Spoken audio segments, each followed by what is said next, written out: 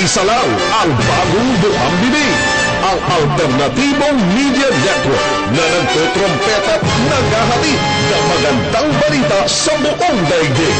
SMNI, Sunshine Media Network International, where everything is possible. Sunshine Radio, DZRD Dagupan, ang alternatibong radyo sa buong Pangasinan. Kapartner mo sa balita at serbisyo. One time, 31 manbuyandot ya minutos, kasumpalan na alas 5. Hindi basta balita, Mismong balita, magagandang balita, napapanahong issue, makatotohanang reaksyon, mahalagang tinig, ordinaryong obserbasyon, malalim na talakayan, puso at sinaunang bago, biyahe, kainan at importanteng kaalaman. balita, impormasyon, talakayan at serbisyong publiko. Ito ang Pangasinan Today. Pangasinan Today! Pangasinan Today! Lunes hanggang Biyernes alas 5:30 hanggang alas 6:30 ng umaga.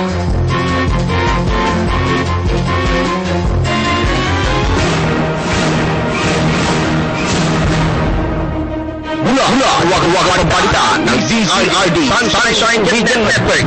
Ito ang pinakamahalagang pangyayari sa lalawigan ng Pangasinan. Ito ang Pangasinan Today! Lunes hanggang Biyernes alas 5:30 hanggang alas 6:30 ng umaga. Pangasinan Today! Pangasinan Today! Pangasinan Today!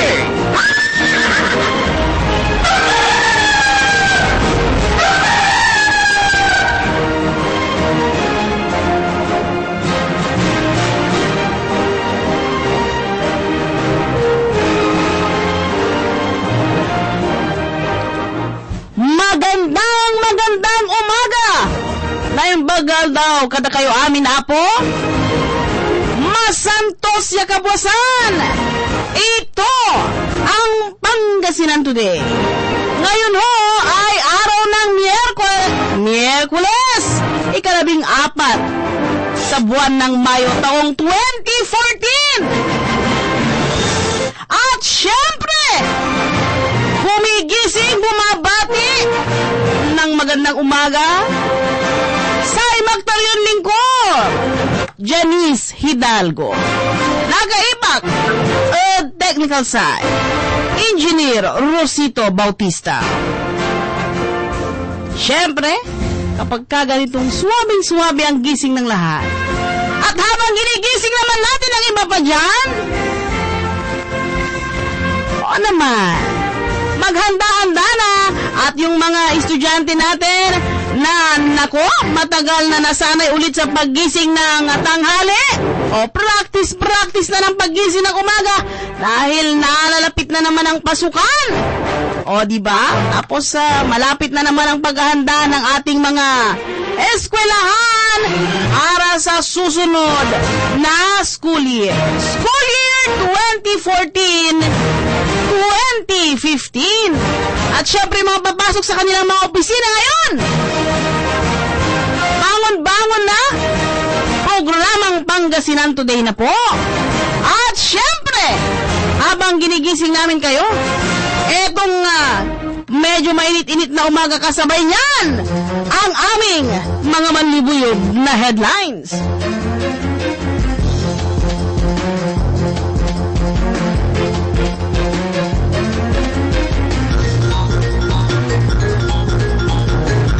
Sapat at malinis na supply ng tubig sa kabila ng napipintong El Nino, ipinasiguro ng Dagupan City Water District.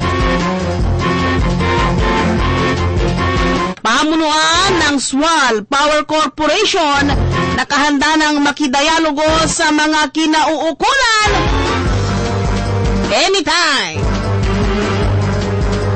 Provincial Health Facilities ng lalawigan ng Pangasinan,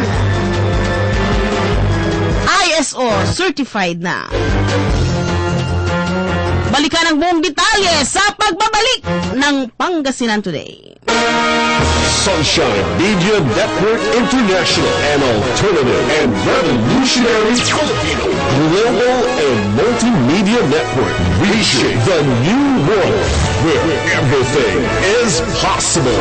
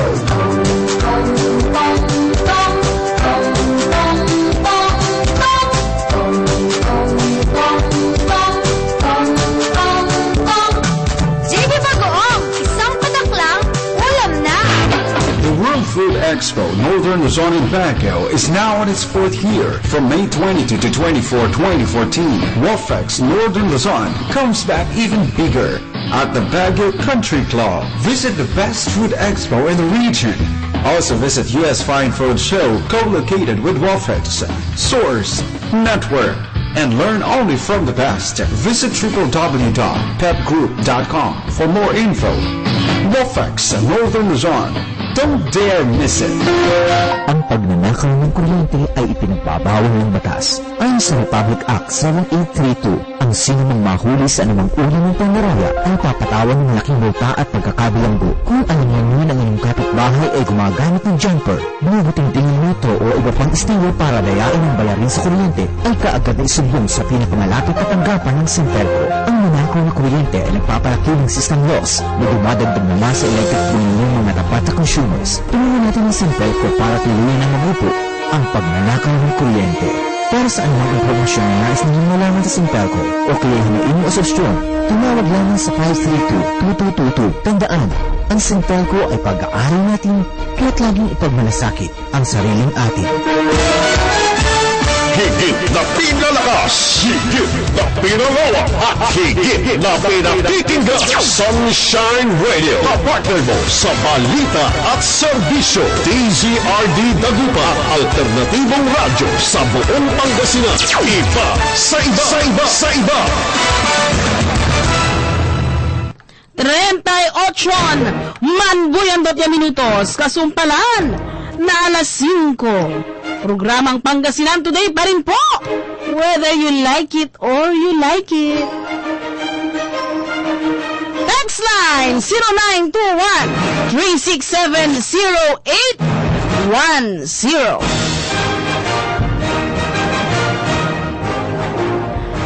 At syempre, iniwan namin sa inyo ang aming mga manlubuyog na headlines. Naturalmente, ang mga manlubuyog na detalye ng ating mga balita para sa araw na ito.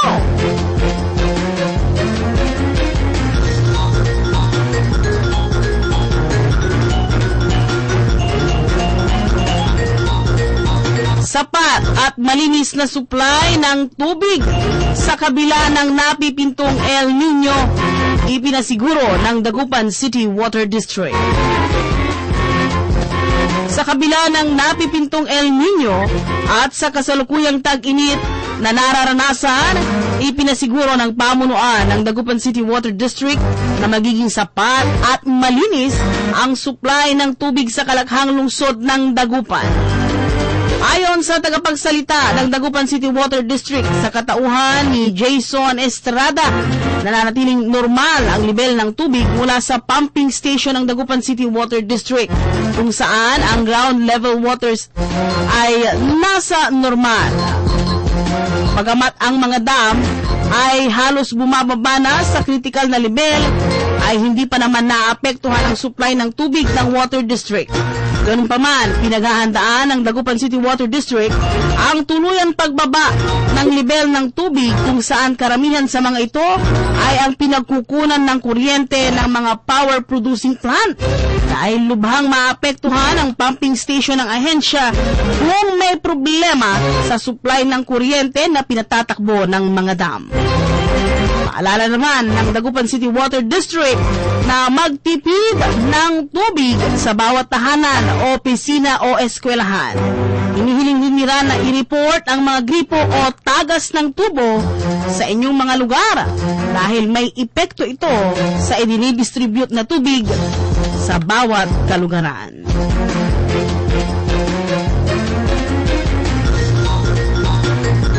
Pamunuan ng SWAL Power Corporation nakahanda ng makidayalogo sa kinauukulan anytime. Itong linggong ito, parang bombang sumambulat sa publiko ang di umano'y ulang daw at hindi tamang real property tax na ibinabayad ng SWAL Power Plant sa lalawigan ng Pangasinan. Bagamat nakapagbayad na ng halagang 69 million pesos para sa real property tax, ang multi-billion corporation, hinahanap naman ng lokal na pamahalaan ang mahigit sa 300 milyong pisong dapat sana o bahagi ng dapat sana ay 410 million pesos. Paliwanag naman ng alkalde ng bayan ng SWAL, malinaw ang kasalukuyang assessment na ginawa at nilagdaan ng Provincial Assessor's Office kung saan nasa 205 million ang assessment ng machineries at equipment. Ganun rin ang buwis para sa Special Education Fund kung saan kung pagsasamahin ang dalawang ito ay nagkakahalaga ng 410 million pesos. Iginiit naman ni Provincial Administrator Rafael Baraan sa ibang pahayag nito na tama lang ang 69 million pesos na naibayad ng SWAL Power Corporation. Aniya, 25% ang napagkasunduan noong 2010 na nilagdaan ng sangguniang panlalawigan ng lokal na pamahalaan ng SWAL at Team Energy. Subalit dahil sa isang executive orders na iniutos nito na 15% lamang ang dapat na bayaran muna ng naturang kumpanya, habang nakaprotesta sa korte ang real property tax due ng nabanggit na mga taon. Ayon naman kay dating Mayor John Rodney Arsinwe, ang napagkasundo ang MOA ay in effect na at naglaps na noong taong 2013. Sa kabilang banda, nagpalabas naman ng pahayag ang Team Energy na handa silang makipagpulong anumang oras sa linggong ito.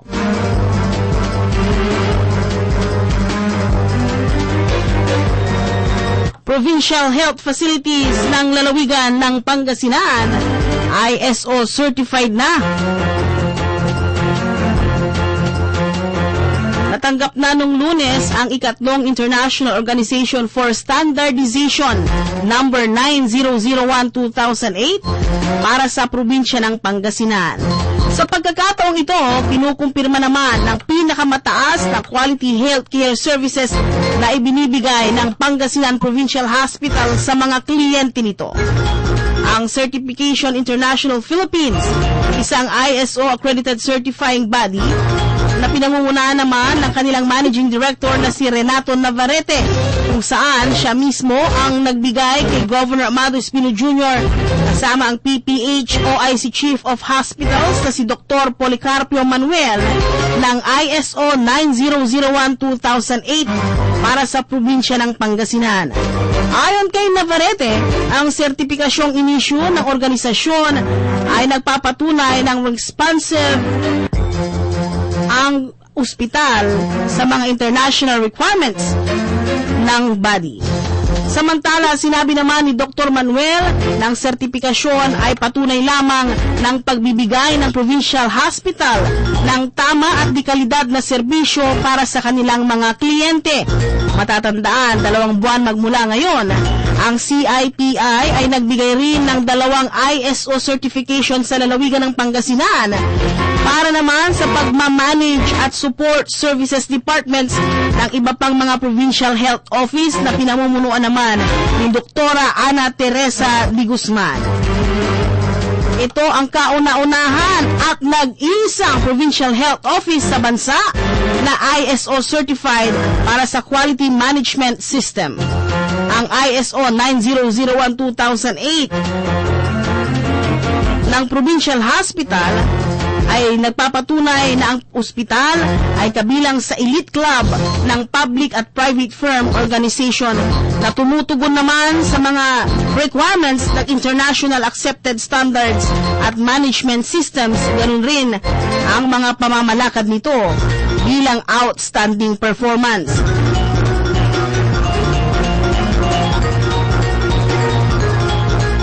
Patuloy naman ang pag-upgrade ng 14 na provincial government managed hospitals kung saan magmula sa 74,207 noong 2007 na mga pasyente umabot na sa 378,332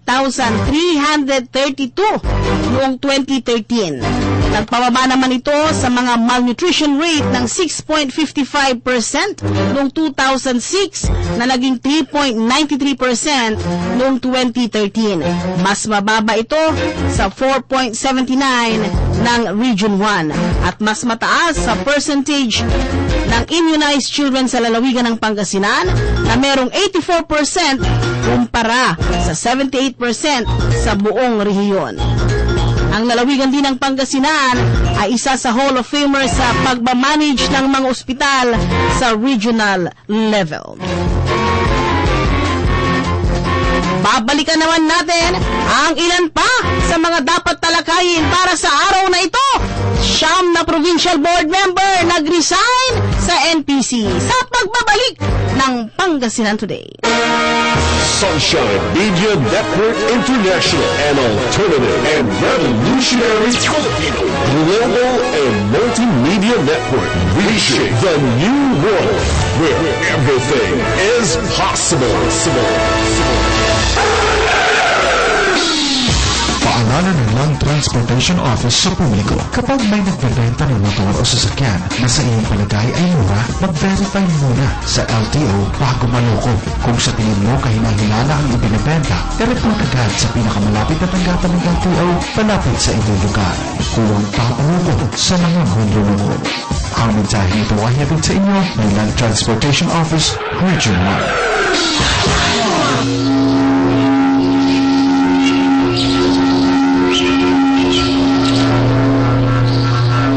Sa kasikaman ng tao ay nasira ang kalikasan. Ngayon si ilang kalikasan ay naniningil.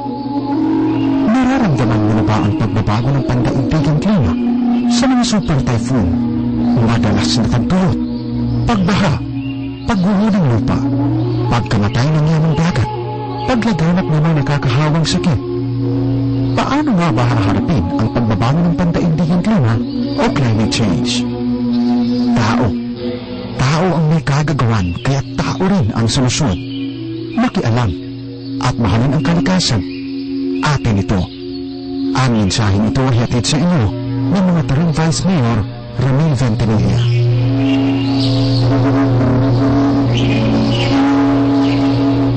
Huwag malulungkot, huwag mangangamba. Sa mga pagsubok mayroon kang kasama. Isiya sa puso ng bayan, lagi nating malalapitan. Taklansan ng tinapos PCSO, Pusong Pilipino, Pusong Panalo. ang pusong panalo. Tangkilikin natin ang Lotto, Sweepstakes at Small Town Lottery ng PCSO para buong bayan. Ang programang ito ay hatid sa inyo ng Marigold Bookstore na matatagpuan sa A.D. Fernandez Avenue, Dagupan City.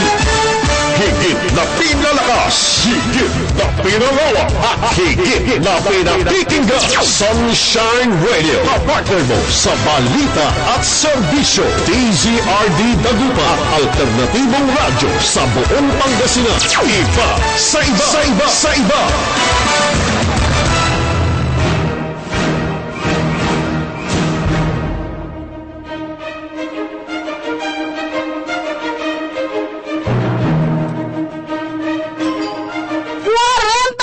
Manbuyandot yan minutos sa sumpalan na alas 5. Programang Pangasinan Today pa rin po. At syempre, whether you like it or you like it, wala lang.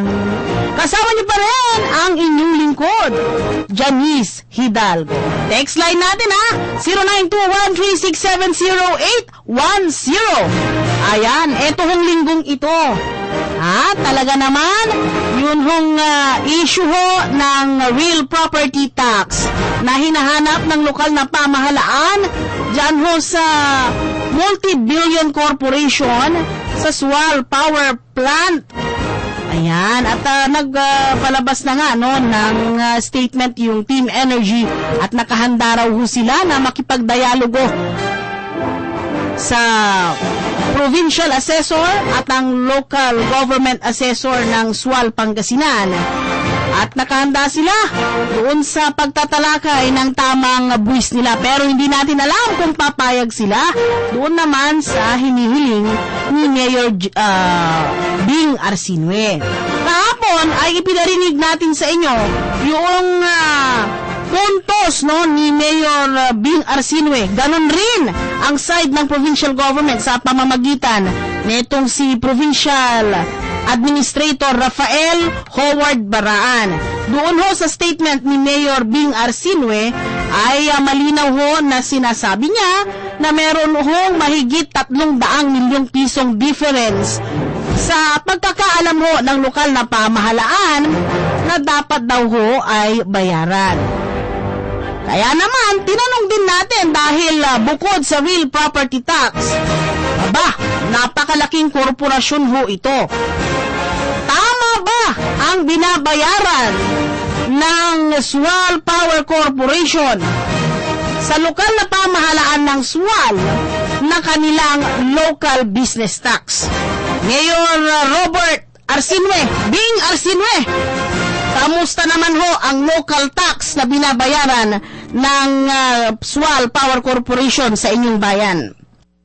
Nabanggit mo yung local business and license tax ng Sual Power Plant para sa Sual.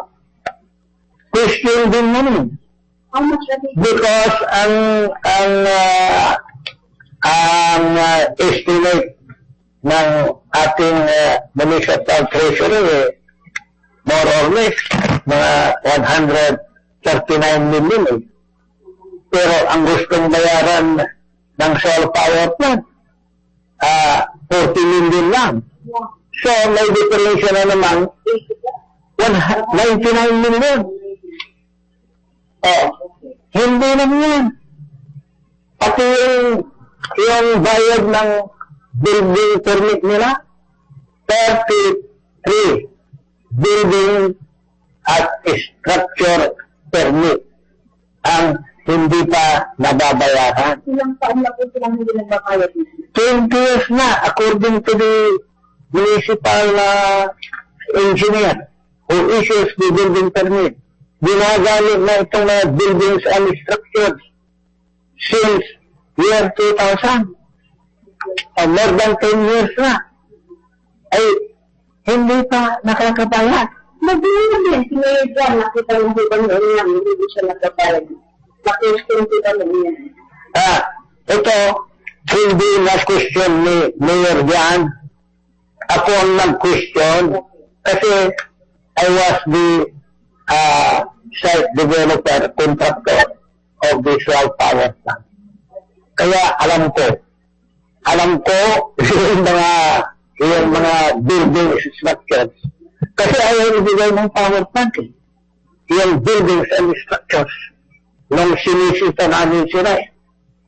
So, sabi ko, i-google mo yan, engineer, at i-identify ko kung ano yung restaurant, kung saan, yung executive house, yung dormitory, yung other structures.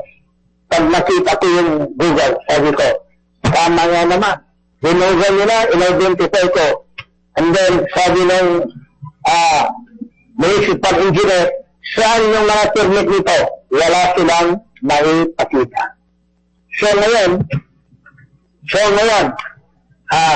nag-apply sila noong mga October last year. But hanggang ngayon, hindi pa nila natatapos yung mga requirements and payments. kaya hindi pa sila nagbabayad at wala pang building permits yung mga sinasabi kong buildings and structures. But you have the power to do this business now. Then, wala silang business permit. Actually, totoo yung sinasabi mo eh. But, you know, we do not like to create disharmony. We do not like to damage the goodwill between the power plant and Swamp. But, pag naubos na yung pasensya namin, people power na ang dapat gawin namin. And I have consulted the people of Swamp. 95% pupunta dyan sa power plant at sila ang maninunod. Kasi ang sabi nila, kung may mahusay na abogado ang power plant sa Metro Manila, mas mahusay ang abogado sa Swamp. Sino yung abogado? Yung mga tao, people, power. So we will do that. Yes. Yan ho ang tinig ni Mayor Bing Arsinue ng Bayan ng Sual. So, bukod doon sa pinag-uusapan natin na real property tax na hinahabol ng lokal na pamahalaan ng Sual, dyan ho sa may Sual Power Corporation, ang Team Energy at ang National Power Corporation, ay yung business tax. Oh, hindi ho ba? Kapag ka ikaw ay ordinaryong mamamayan, may pwesto ka sa palengke, maliit lamang ang iyong puhunan para lamang maging legal at ma-justify mo na isang malinis na paghahanap buhay at malinis ang iyong intensyon, eh hindi ba't pupunta ka taon-taon sa munisipyo upang kumuha ng kompleto at bayad na mga requirement na ini-impose ng lokal na pamahalaan? Ito namang napakalaking korporasyon na nakatayo ho dyan sa may karagatan, baybayin ng Sual, Pangasinan, ay hindi nagbabayad ng tamang buwis. Ay, isa namang malaking insulto ito para sa ating mga kababayang Pangasinan. Hindi ho ba? Ay kaya kailangan lang naman na siguro ay habulin natin at i-impose ang tamang tax. Eh dahil kung hindi, aba ito lang ang masasabi naman ni Vice Ganda para dyan. Pales, boom, pales, boom, boom, pales, pales, boom, pales, boom, boom, pales, pales, boom, pales, boom, boom, pales, boom. O hindi ba? Bakit ganon? Ay, ang malalaking korporasyon ay hindi nagbabayad ng kanilang tamang mga buwis. Ay, parang hindi makatarungan at hindi naman yata tama yan. Ang Sual Power Corporation ho ay 1,218 megawatt. Kung ikukumpara ho ito for example lamang sa Quezon Power Plant na 460 megawatt lamang. Noon hong 2011, magkakaroon lang tayo ng comparison. Noong 2011, ang ibinayad na buwis ng Quezon Power Plant sa probinsya kung saan siya nakatayo ay 19,050,000. Noon hong 2011, ang binayaran lamang na business tax ng Sual Power Corporation sa bayan ng Sual ay 26,533,577. Oy! 2012, 460 megawatt power plant sa Quezon, nagbayad ho ng kanyang local tax ng 98,705,862. Samantalang ang 1,200 megawatt na Swal Power Corporation ay nagbayad lamang ng 35,147,278.68. Ang diferensya, tumataginting na 63,558,583.56. Last year, uulitin ko ho, 460 megawatt lamang nagbayad ng 95,106.4 para sa local tax kung saan nandoon yung bayan na nakatayo, yung power plant na yon. Ang binayaran lamang po ng Swal Power Corporation na 1,218 megawatt ay 34,878,999. Again, ang diferensya, 60,227.76 ay nako, Vice Ganda, ano ba yun? Pales! Boom, boom, pales, pales! Boom, pales! Boom, boom, pales, pales! Boom, pales! Boom, boom, pales! Boom, boom, pales! Boom, boom, pales, pales! O diba? Panis talaga! Oo, pero hindi siya yung bumpanis na talaga naman. Ha? Na pang bongga? Sa bagay, bonggang-bongga naman. Diba?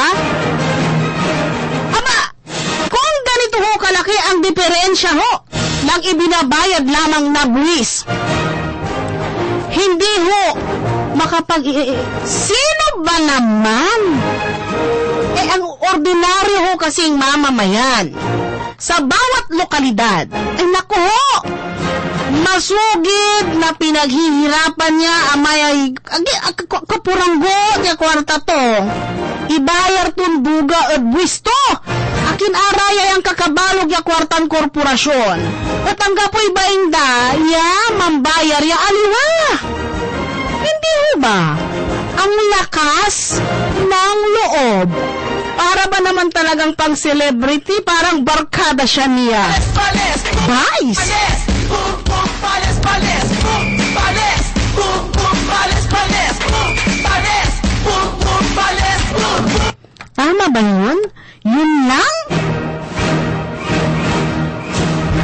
Pero, ano nga ba naman ang paliwanag naman ng Swal Power Corporation dyan? Local tax na yun ha, para yun doon sa bayan ng Swal. Pero, malaki rin ho ang katanungan dahil 9 na taon din nag-mayor si Mayor John Rodney Arsinue. Bago ho kay Mayor Bing Arsinue. Bakit naman ngayon lang nasisilip ito? Supposedly, dapat, okay, in fairness, meron din kayong mga pribadong korporasyon.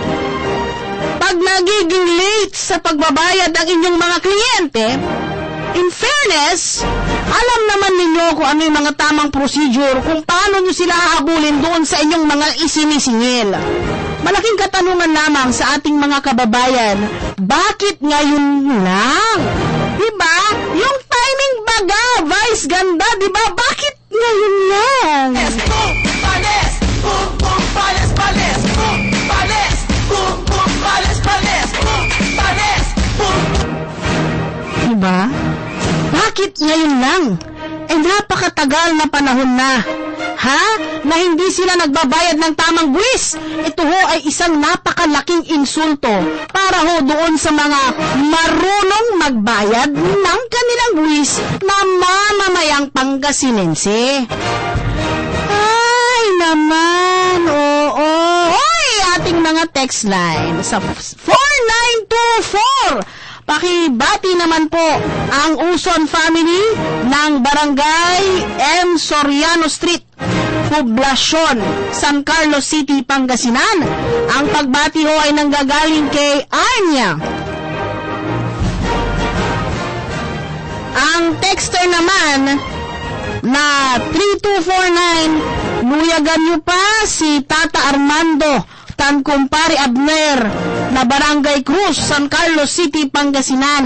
Yaman dudungel od si kayo kada kabwasan. Masantos sa kabwasan od si kayo namin bitan. Od syudad de San Carlos. Magandang umaga, Tata Armando. Sana may kumpare tuyan ng text ya 3249. Kumpare Abner.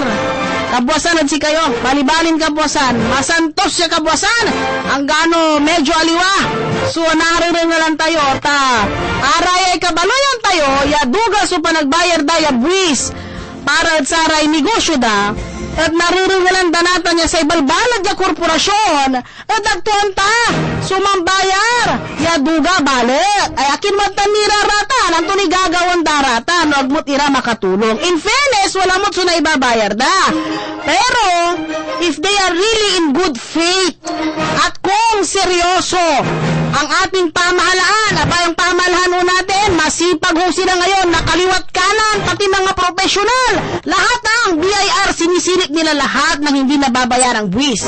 Napapanahon din ang mga lokal na pamahalaan, habulin itong mga malalaking korporasyon na ito para magbayad ng tama. Lalo na hindi naman biro itong korporasyon na ito, wala namang kalugi-lugi ang mga korporasyon na yan, sapagkat tama ang kanilang naisisingil sa mga end consumer. Sobra pa nga, hindi ba? O, di ba? Boom, boom, pales, pales, boom, pales, boom, boom, pales, pales, boom, pales, boom, boom, pales, pales. Sabay naman ho ng pagbasag ng paborito ninyong aktres na si Claudine Barreto. Sabay sa pagbasag ng katahimikan ni Claudine Barreto ay ang pagbasag naman sa katahimikan ng mga mambabatas natin kung saan binasag din nitong si dating senador Panfilo Ping Lacson at ipinakita na sa mga senador ang listahan kung sino-sino daw di umano ang sangkot sa Napoles pork barrel scam. O, di ba? Oy, meron bang mga kongresista nakasama dyan sa pork barrel scam ng Napoles? O Napoles list na tagalalawigan po ng Pangasinan. 69 ho ang pangalan. Bakit ba yung tax ng swal 69 million din? Eto rin 60 na. Basta tungkol sa mga transaksyong kalokohan kaganda ng numero, 69 na pangalan ho ng mga mambabatas mula ho sa mga nakaraan at kasalukuyang kongreso ang ipinigay na pangalan. Oy, nao, kabilang ho dyan, etong senador ng ating bansa, katulad nila Vicente Soto III, Loren Legarda, Aquilino Pimentel, Manuel Villar o Manny Villar, Peter Cayetano, Jinggoy Estrada, Gringo Honasan, Robert Barbers, Chis Escudero, Juan Ponce Enrile, Bong Revilla at Aquilino Pimentel. Aba, doon sa mga 69 naman na congressmen, pabanggitin ko lang yung mga ibang mga number 1 sa listahan, Jesus Judin Romualdo. Uy! Ngayon ay cabinet member, dating congressman Florencio Abad. Bansay Nieva. Number 4, Mighty Defensor. Number 5, Mikey Arroyo. Number 6, Joel Villanueva. Number 7, Isidro Ungab. Number 8, Reynaldo Umali. Salakaib Balerina. Tapos number 10, ako ito. Hindi naman natin sinasabing may katotohanan o wala, Conrad M. Estrella III. Number 11, Raymond Estrella. Wang. Pales, pales, boom, pales. Number 12, Pales, pales. Victor Ortega. Boom, boom, Neil Benedict Moniejo. pales. Boom, boom, Arthur Pingoy. Samuel Dayaw. pales, pales. Naku, napakahaba po po niyan. Pero number 68, na interesado rin siguro ang ating mga kababayan, Tulagan. Hindi ho sinabi ang buong pangalan, basta nakasulat lamang number 68 ay Tulagan. At isa pa sa mga paborito rin ng ating mga kababayan, itong si, although nandoon sa ibang probinsya, ay itong si Congressman Carlos Padilla. Congressman ulit ngayon ito. Congressman Carlos Padilla. Alam niyo ho, malaki ho ang interes ng taong bayan dito ho sa mga nakasulat na pangalan, totoo man o hindi, mapatunayan man o hindi. Pero isa lang ho ang lumalabas dito, na suma total ng lahat, marami sa mga kongresista at mga senador ay boom! Talaga naman, oo. Hindi ho ba?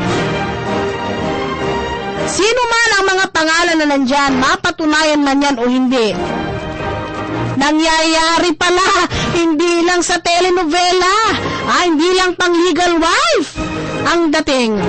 Nangyayari sa totoong buhay na talaga naman ang pera ng taong bayan ay napupunta lang sa iilan.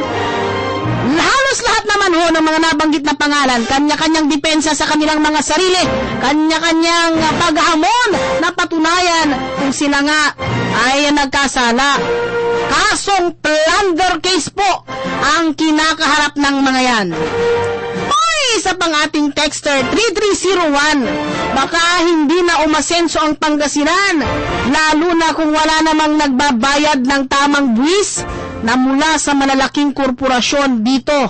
Nagtatanong lang ho, Joey Gonzales, Barangay Bakien, Sual, Pangasinan.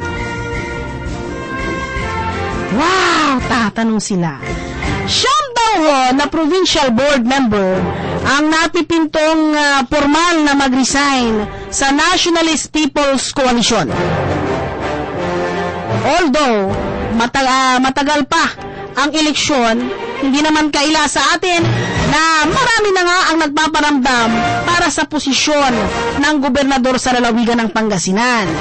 At isa daw sa mga dahilan ng paghahanda nitong mga provincial board members na formal na mag-resign sa buwan ng Hunyo, bakit ang aga nilang pinirmahan? Pagkatapos sa buwan pa pala ng June, sila magre-resign. Parang hindi rin naman maganda yon. Para bang nagpapapansin lang, para bang pick-up lines lang. Boom, pales!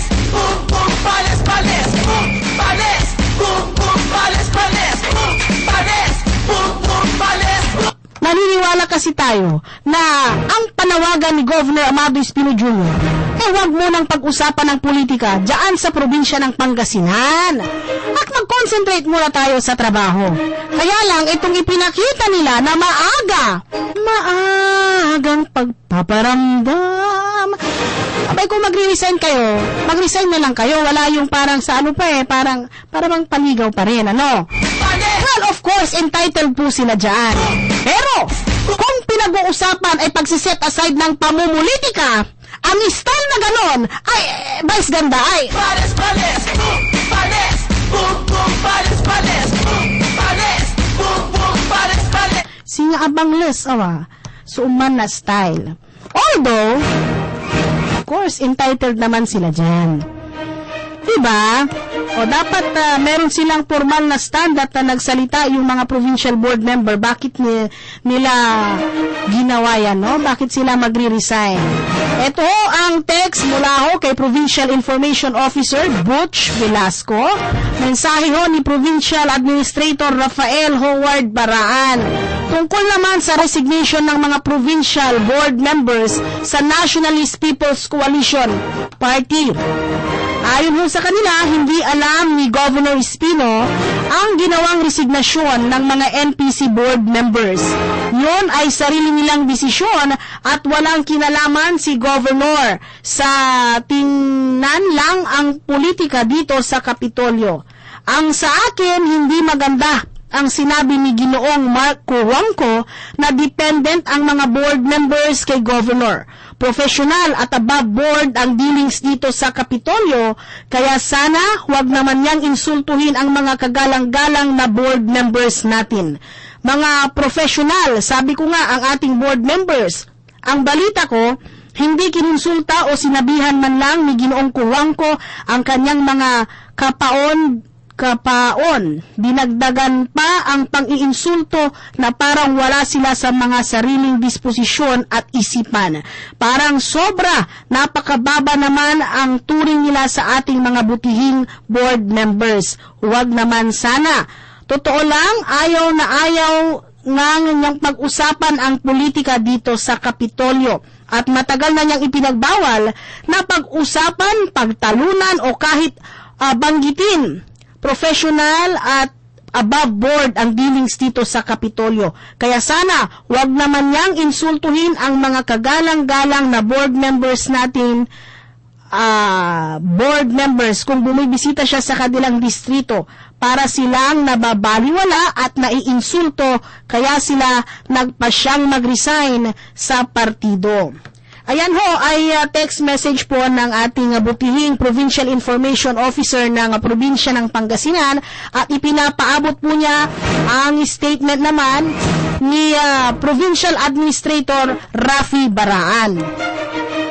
Naniniwala nga ho tayo na dahil nandun tayo, ang panawagan nitong si Governor Amado Espino Jr. ay wag munang pag-usapan ang maagang pamumulitika sa lalawigan ng Pangasinan sapagkat nakatutok etong si last term na kasi ni Governor Espino. Nakatutok ho siya sa kung ano pa ang pwedeng gawin at matawag niyang legasiya niya sa kanyang pag-upo bilang gobernador.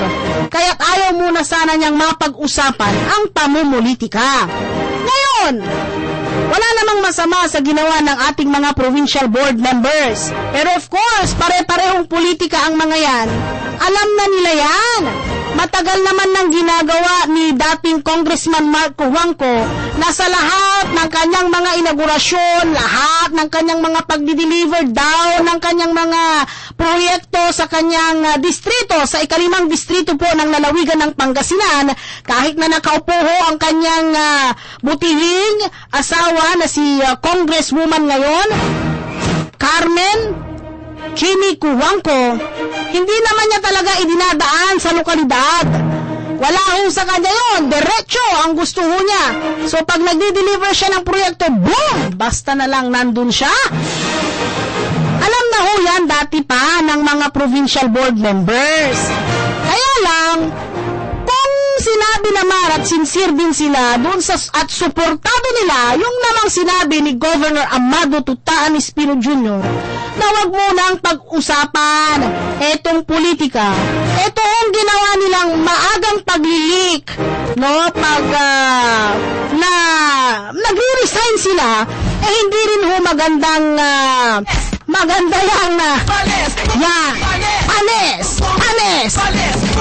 diba? Kasi ho, maagang pamumulitika ho yan. Para bang paligaw effect.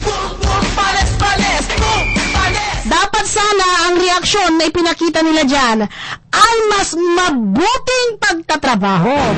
Hitting them hard by showing examples, hindi doon sa ganon. Diba? Pamumulitika rin yan dahil kilala nyo na si dating Congressman Mark Cojuangco. Kung sasabihin nyo ngayon lang yung kanyang ugali na bigla na lang siyang dumarating sa mga lokalidad, ay dati na ho siyang ganyan. Hindi ho yan bago. Ay mula ho, nang umupo siya, ganyan na yun. Ay ngayon nyo lang napansin, ngayon lang. Diba? Kaya naman talaga naman. Napapanot ang kan ko niyan, bagong suklay kong buhok. Kasi, dati nyo nang alam na ganon. Ganon ang kanyang pamamaraan. Di lang ho ngayon yan. Dapat noon nyo pa sinabi o kaya noon nyo pa siya sinabihan na, oops, pre! Sa isang mabuting usapan ng kanyang beer. O, diba? O, magpaalam ka naman.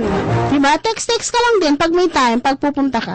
Simpleng ganon. Pero kung ngayon nyo lang gagawin yun, parang papapansin nyo, pamumuliti ka. Especially, hindi naman siya nakaupo ngayon eh.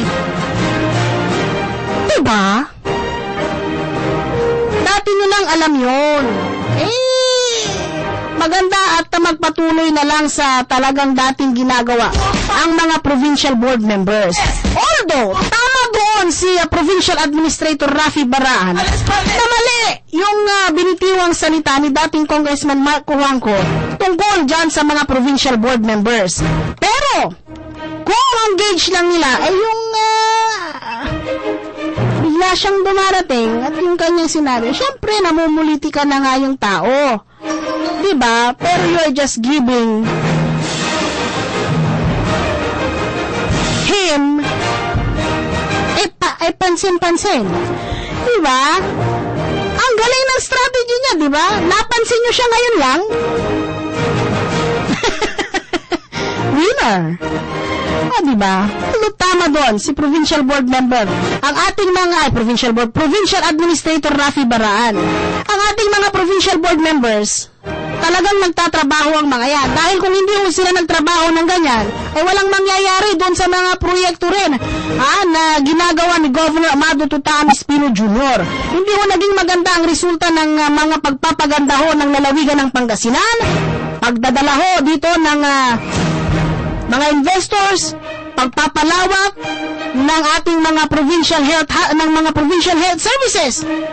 Hindi ho na isa katuparan lahat yan kung hindi ho nagtrabaho naman ng tama at independently ang ating mga provincial board members. Very independent ho yan. Nakikita naman ho ninyo. At nakikita ninyo kapag may mga issue dyan, active ho sila. Pwera na lang doon sa mga provincial board members na hindi marunong magsalita. Yung mga chairman ng Committee on Silence. Meron naman Hindi naman mawawala yun sa mga ganyan, sa plenary. Merong chairman ho yan, no? Committee on Silence at Committee on Yes. Wala siyang no, puro yes. Meron at meron. Pati sa Kongreso, meron yan. Pati ho doon sa Absent Committee, meron din hong nag-chairman dyan. Hindi ho ba? Hindi nawawala yon. Pero very independent ang ating mga provincial board members. Yan naman ang totoo. Kung hindi sila independent hindi magkakapagsalita yan si provincial board member, 6th district board member, Ranjit Shahani. Hindi ba? Very bombastic din siya. Kung may mga issue sa Pangasinan nandyan sila, tinatalakay nila lahat yan. Independent ho sila dyan. Wala ho silang padrino dyan. Dahil dapat doon nagpapakita sila ng kanilang performance. Maliban nga lang doon sa mga ibang chairman ng Silence and Absent Committee. Meron naman. Diba? Ang tawag doon sa kanila ay Boom, boom, pales, pales, boom, pales, boom, boom, pales, pales, boom, pales, boom, boom, pales, pales, boom, pales, boom, boom. Pero equally, tatrabaho naman ho sila ng tama. Independently. At hindi ho sila nakasalalay sa Office of the Governor. Mali naman talaga yon. At tama doon si Provincial Administrator Rafi Baraan. Pero, yung sensing them na you are resigning for this and maagang pamumuliti ka na rin ho yun. Whether you like it or you like it. Anyway, hindi naman yung party ang magdidetermine taong bayan Sino nga ba? Ito, texter from 2621. Sino nga bang nag-resign sa NPC na mayors? Meron na ba? Text ho yan ni Chitanga. Ang binabanggit natin, mga napipinto pa lang, hindi pa naman sila totally nag-resign. Bakit kasi hindi pa totally nag-resign? Resign. Ngayon na, now na. Diba meron pa yung postponement. Now na! Isa-isa, resign. Kasi meron pang date. Expiration? Diba? Pero wala pa na nag-resign na NPC mayors. Provincial board member napipinto no? Siyam sa kanila.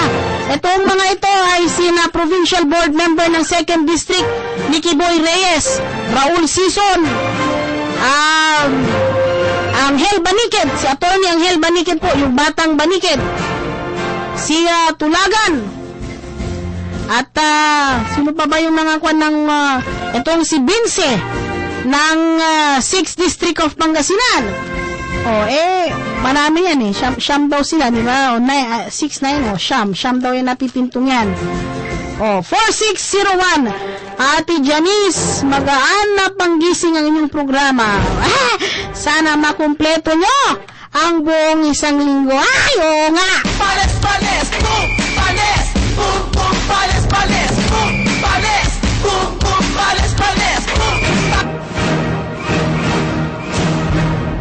Akala ko ho ba hindi na muna pag-uusapan sa Kapitolyo ang politika? Bakit ho may mga nag-resign na? Hindi ho ba yan na nga yung sinasabi ko, inulit mo lang eh. Panis ka rin, panis. 0548, bukod ho sa Sual Power Plant, ang mga korporasyon ho, katulad ng San Manuel Power Plant, o di kaya ay ang Northern Cement at Stradcom na multi-billion companies. Sana ho malaman natin mula sa provincial board kung nagbabayad ng tamang property tax at doon naman sa kanilang mga lugar kung nagbabayad ng tamang business tax ang mga ito. Oo naman, dapat malaman din natin kung nagbabayad nga sila ng kanilang tamang business tax. At ito habang kahapon ho, busy ho ang buong nasyon doon ho sa listahan ni Napoles. Aba, nakalusot ho, bagyang nakalusot, yun hong charter change. Diyan ho sa Kongreso, ang galing naman ng tactic nila, di ba? Habang dinidiscuss natin at inaalam yung mga nasa listahan, aba, lumusot na ho ang unang diskusyon ng charter change dyan ho sa plenaryo ng Kongreso kahapon. O, di ba?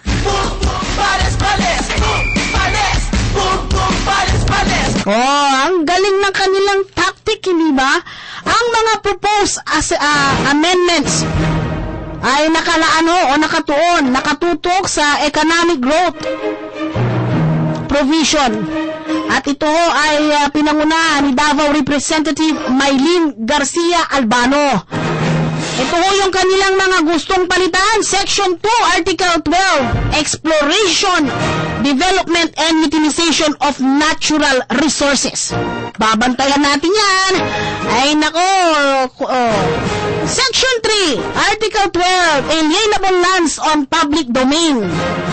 Section 7, Conveyance of Private Lands. Section 10, Article 12, Reserve Investments. Section 11 of Article 12, Grant of Franchise, Certification, and other forms of authorization for the operation of public entity. Section 4 of Article 14, Ownership of Educational Institutions. Section 11, 1 and 2 of Article 16, Ownership and Management of Mass Media and Policy for Engagement in Advertising Industry. Ayan so hindi nakatutok yung mga media doon dahil busy ho sila doon sa listahan ni Napoles. Ayan, nakalusot doon sa plenaryo ng Kongreso yan. O, diba yung unang diskusyon nila? Sa charter change. Galing, no?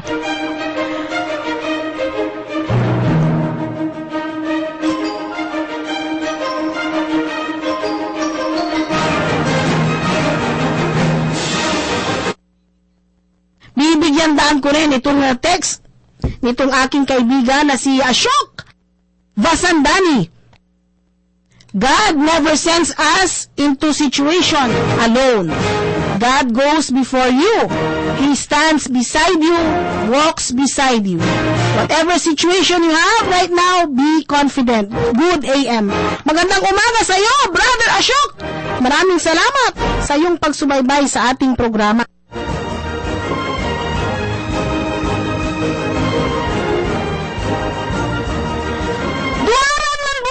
Minutos na baglaso na kukurata at kurata na gagi para ho sa programang Pangasinan Today. Ayan, minamalat-malat na dahil sa boom panis-panis na yan, minamalat na ako. Panis, boom, panis, boom, boom, panis, panis, boom, panis. Kaya naman ho, bukas, ang tabayan huli natin. Isang oras ng talakayan, balitaan at usapin. Pinag-uusapan ho natin palagi ang mga napapanahong issue. Naku, chika-chika din kung may time. Parang legal wife din. Kaya ho, bukas, bukas, Huwebes! Huwag ho ninyong kakalimutan ang isang oras na talakayan balitaan natin alas 5:30 hanggang alas 6:30 ng umaga. Sasamahan niyo pa rin po ang inyong lingkod. O, diba? Para sa walang kakwenta-kwenta pero nakakagising at makatotohanang pagdiskusyon ng ating mga napapanahong isyu. Nakasama ko sa technical side, Engineer Rosito Bautista. Mampapasalamat, mampapataner, at syempre, nag-iwan ng isang malakas na Pales, pales, boom, pales, boom, boom, pales, pales. side actor yung lingkor, Janice Hidalgo. Hindi basta balita. Mismong balita, Magagandang balita. napapanahong issue, Makatotohanang reaksyon. mahalagang tinig, Ordinaryong obserbasyon.